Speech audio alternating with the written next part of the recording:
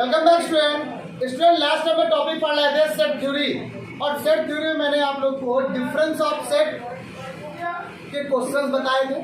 ए union B बताया, ए intersection B बताया। हमने सारे क्वेश्चन को आपको बताया। अब आपको सारे फॉर्मूले भी आते होंगे। अगर मैं आपसे ये कह दूं कि सर फॉर्मूले भी आते हैं, क्या इन फॉर्मूलों की प्रूवमेंट भी होती है क्या?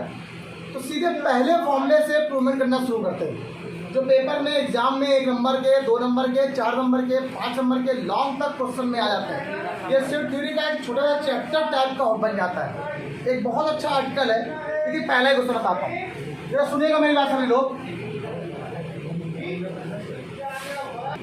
चलिए सुनिए, मैंने आपसे कहा पहली प्रूवमेंट है कि अगर आप लोग ए यूनियन बी निकालते हो तो ये बराबर होता है बी यूनियन ए की। ये क्वेश्चन है पहला।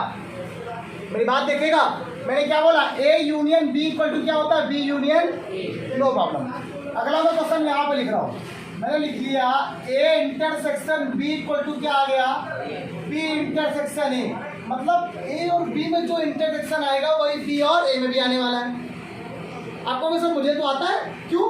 आप ए की वैल्यू कुछ ले लो, बी की वैल्यू कुछ ले लो, एग्जाम्पल तौर बता दूँ तो एग्जाम्पल आपको दिया।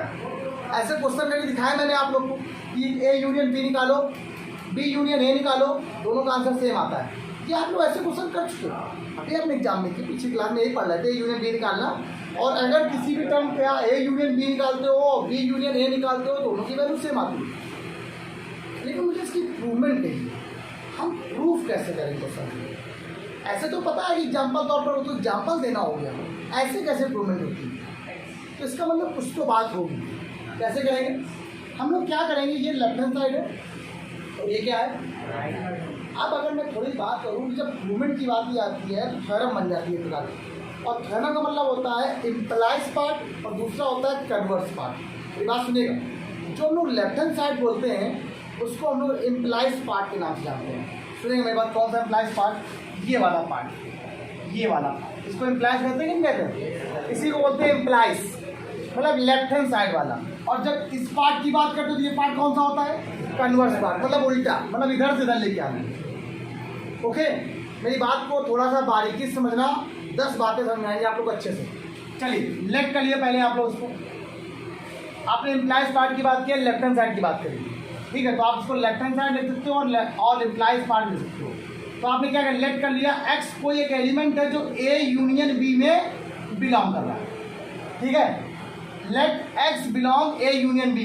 इम्प्लाइज करके यहाँ पे लिखेंगे एक्स बिलोंग्स टू ए, और आपको याद है यूनियन मतलब और होता है, सबको मालूम है ना?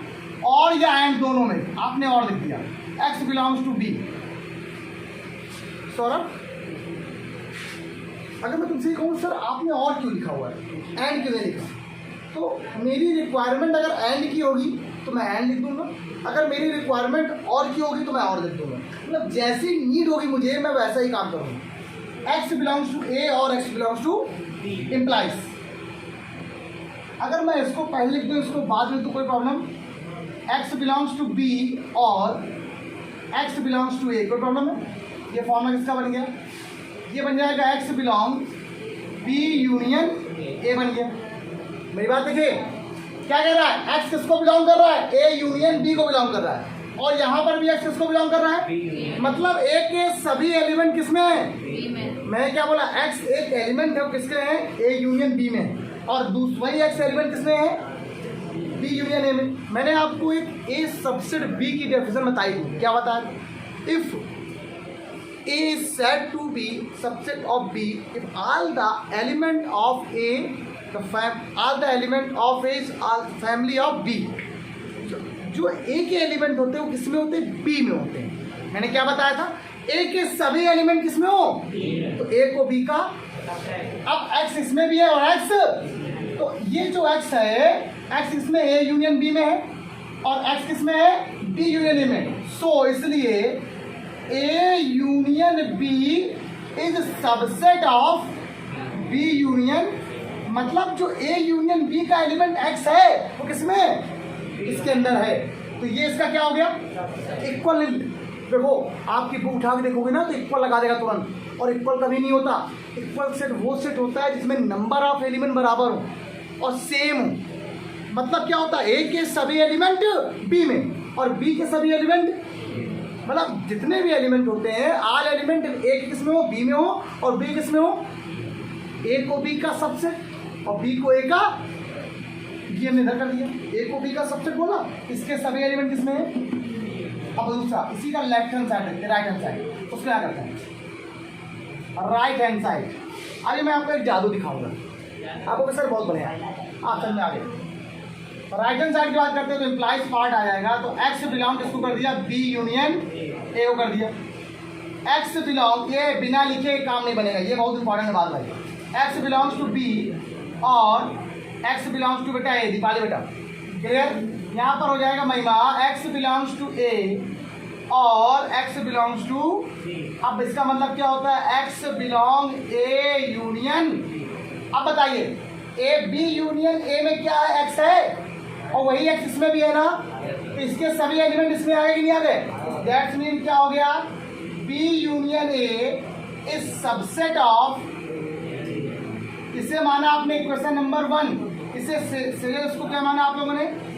अब मैं आपसे एक बात पूछ रहा हूँ, मैंने कहा मेरे पास ये दो सेट है, ये इसका सबसेट है, मतलब इसके सभी एलिमेंट किसके पास है, इसके पास है। ये क्या है, इसका सबसेट है, इसका मतलब इसके सभी एलिमेंट किसके पास है, इसके सभी एलिमेंट इसके पास, इसके सभी एलिमेंट इसके साथ, दोनों आपस में बराबर होगा, मतलब जो मेरे पास है वही तुम्हारे पास है। लेकिन इक्वल कब बनता है, इक्वल सबसेट से बनता है। सुनो, ए के सभी एलिमेंट अगर बी के पास है तो उसको बोलते हैं ए सबसेट बी, और यही काम अगर लिखते हैं हम लोग बी के सभी एलिमेंट ए के पास है तो क्या लिखते हैं, बी सबसेट ए। और अगर ए बी का सबसेट है, बी ए का सबसेट है, तो ए इक्वल टू क्या बन जाएगा, ये कैसे बनेगा, क्या लिखना पड़ेगा, बाई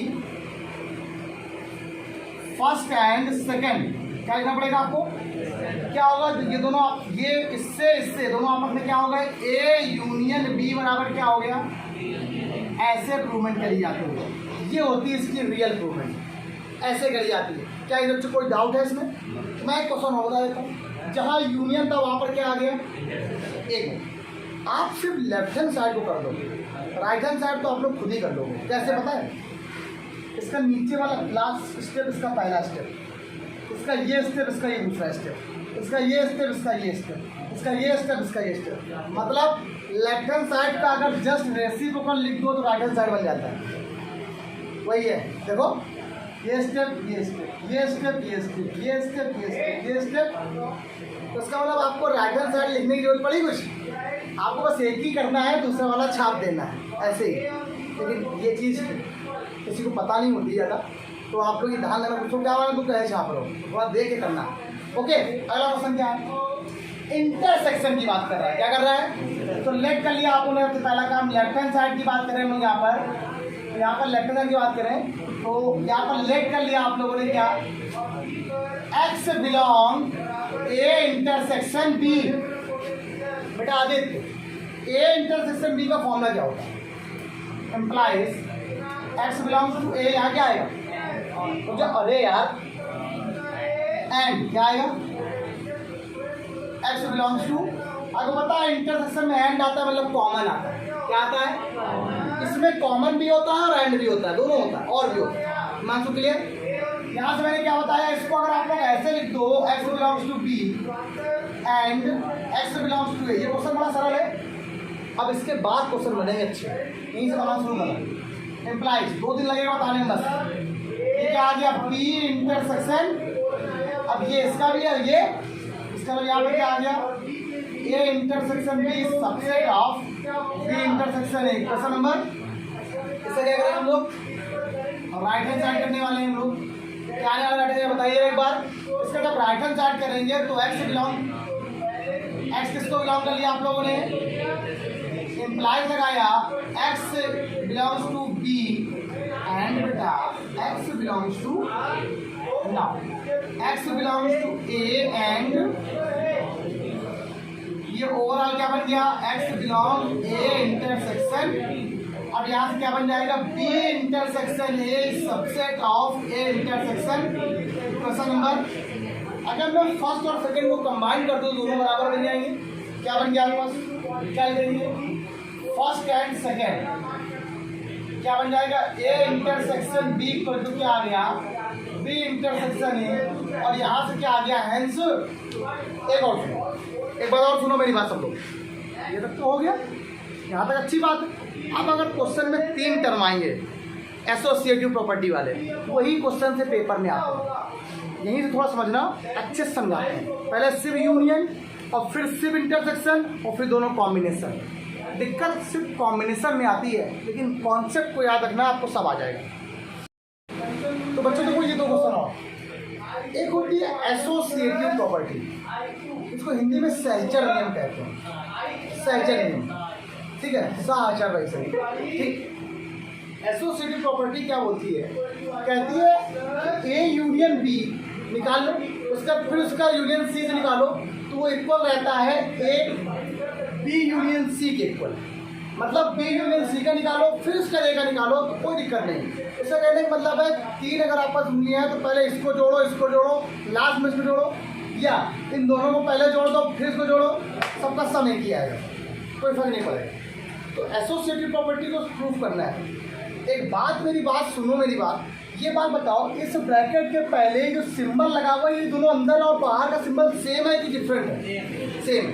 अगर सेम है तो कोई फर्क नहीं पड़ेगा, कोई दिक्कत नहीं है, कुछ करने की जरूरत नहीं है। जब कभी डिफरेंट हो जाता है तो आप समझ जाना, इस सी का मल्टीप्लाई बी में भी होगा, इस सी का मल्टीप्लाई कहाँ पर, जब हम फॉर्मूले को प्रूफ करेंगे।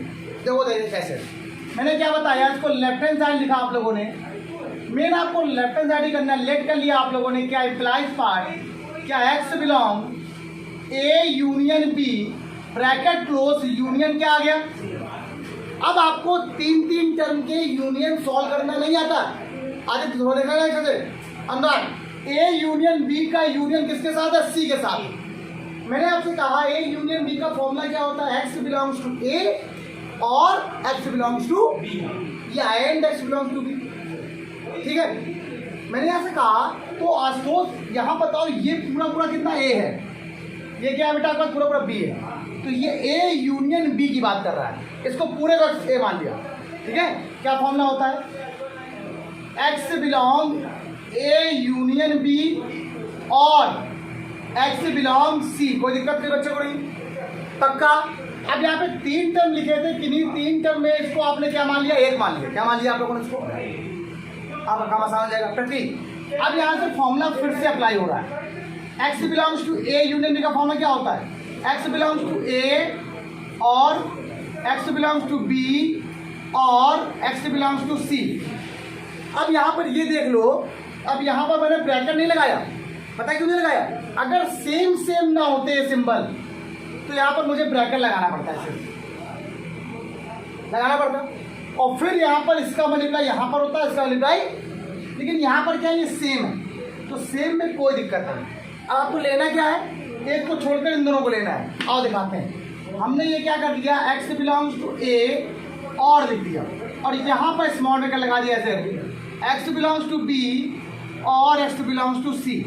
अगर मैं आपसे कहूँ तो ये फॉर्मूला बन गया बी यूनियन सी का, आंसर पता आपको, एक्स बिलोंग्स टू क्या आ गया, ए और एक्स बिलोंग क्या आ गया, बी यूनियन सी। अब एक्स ए को बिलोंग कर रहा है और एक्स किसको बिलोंग कर रहा है, और का मतलब क्या होता है, यूनियन, क्या होता है बेटा, तो एक्स यहाँ से इम्प्लाइज हो गया, X belong A union B union क्या हो गया, क्लियर हो गया। बस आपको अपने मन से उसको तोड़ना है, आंसर तो पता है आपको क्या लाना है, आपको ब्रेक कैसे करना है ये सीखना है। अब ये एक्स इसको बिलोंग कर रहा था, एक्स मतलब इसका एलिमेंट एक्स और इसमें भी वो एलिमेंट एक्स हो गया, तो इसका मतलब ये दोनों आपस में कैसे सबसेट है, कैसे अभी बताया मैंने, इसका एक एलिमेंट एक्स है और वही एक्स इसमें भी है, इसका मतलब इसके सभी एलिमेंट इसके पास है ही नहीं, तो ये इसका क्या हो गया, सबसेट हो गया। क्या लिखेंगे, A union B union C subset of A union B union C. Question number क्या हो गया, 1 हो गया, हो गया। अब मैंने आपसे कहा था इसका राइट हैंड साइड निकालना बड़ा सरल होता है, कैसे, बस इसका उल्टा लिख दो इसमें। मैं इन क्वेश्चन में और बता दे रहा हूँ आपको, आगे क्वेश्चन में नहीं बताऊँगा left hand side right hand side, मैं हमेशा लेफ्ट हैंड साइड ही बताया करूँ। आप जरा देखिए मेरा मसला, ठीक। नंबर यहाँ पे क्या है, राइट हैंड साइड। देखते क्या है, तो यहाँ पर लेट कर लिया X belong A union B union C, और अगर एक्स बिलोंग बेटा इम्प्लाइज दिया, ठीक, एक्स बिलोंग इम्प्लाइज लगाओ एक्स बिलोंग ए और X belong B union C, सबको मालूम देखो ये लिखा हुआ है, ठीक है भाई। अगला स्टेप आपको पता है या इतना तो आपको आता ही है, एक्स बिलोंग्स टू ए और एक्स बिलोंग्स टू बी और एक्स बिलोंग्स टू, नाउ अब ये क्या बन जाएगी, तो आपको फॉर्मूला बन जाएगी, एक्स बिलोंग ए यूनियन यहाँ पर हो गया और एक्स बिलोंग सी हो गया। अब ये ओवरऑल सक्षम बना देगा फॉर्मूला, क्या बना देगा, ए यूनियन बी यूनियन क्या हो गया। अब जरा देखिए, इसका भी एलिमेंट एक्स यहाँ पर है, इसका एलिमेंट भी यहाँ पर एक्स है, ये दोनों आपस में क्या हो गए, सब जरूर लिखो ना, A union B union C subset of, आपको मैं बात बता दूं, जो बच्चा लिखेगा ना उसको याद रखना है, या वो चीज़ जो चीज़ यहाँ पर फंसने वाली है ना वो फंसेगी नहीं। आप देख लो, मैं एक दिन में 2 ही क्वेश्चन बताऊंगा, चल जाएगा, लेकिन कर लो पहले यार, मज़ा नहीं आएगा ना। अब देखो एक क्वेश्चन नंबर सेकेंड ये हो गया, ये दोनों क्या है भाई, फर्स्ट एंड सेकेंड से बात करें, दोनों आपस में इक्वल हो ही नहीं होते, क्या हो गया, A union B union C बराबर क्या हो गया, ए